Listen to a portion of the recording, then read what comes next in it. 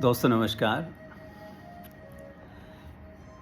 ये मानी बात है कि जो लोग अपना मुल्क छोड़ के परदेश में जाके बस जाते हैं, चाहे किसी भी कारण से वो वहाँ गए हों, उन्हें अपने मुल्क की याद तो आती है और उसको याद करके उन्हें दुख भी होता है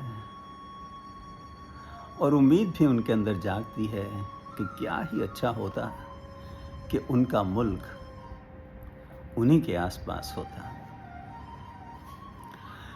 तो इस एहसास को कलाम दिया है जनाब ताहिर फराज साहब ने, जो लिखते हैं, दिन वो भी क्या थे जब हम अपने देश में रहते थे, अपनी मिट्टी की खुशबू के परवेश में रहते थे। और अब ध्यान से सुनिए। दादी की पहली रोटी जो गाय के नाम की होती और अंतिम रोटी उनकी खाता था गली का मोती। नंदू भी ठीक समय पर दरवाजे पर आता था, अपने हिस्से का खाना वो भी तो पा जाता था। आंगन में दरवाजे पर बकरी पाली जाती थी, चींटियों के बिल के अंदर शक्कर डाली जाती थी। हम बच्चे ये सब करने के आदेश में रहते थे। दिन वो भी क्या थे जब हम अपने देश में रहते थे।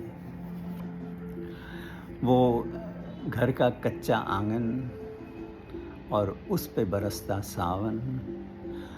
हम भूल चुके हैं जब से मिल गए आधुनिक साधन। एक मामूली सा बिछौना और छत पर जाकर सोना, किसी परी की कोई कहानी, किसी जिन्न का जादू टोना, दादी की कहानी वाले किरदारों में खो जाना और जाने कब चुपके से सुनते सुनते सो जाना। अब जाने आगे क्या होगा, पशोपेश में रहते थे। दिन भी वो क्या थे जब हम अपने देश में रहते थे। वो कागा काँव काँव करके तो चला जाता था। काँव वो कागा काँव काँव करके तो चला जाता था। मेहमान कोई आएगा ये बात बता जाता था। गांव के सभी दरवाजे रातों को खुले रहते थे।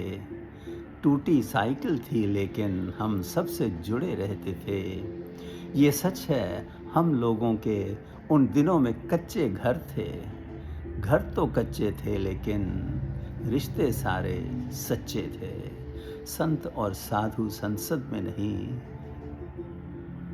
संत और साधु संसद में नहीं, ऋषिकेश में रहते थे। दिन वो भी क्या थे जब हम अपने देश में रहते थे। खुश रहें, खुशहाल रहें, and stay blessed.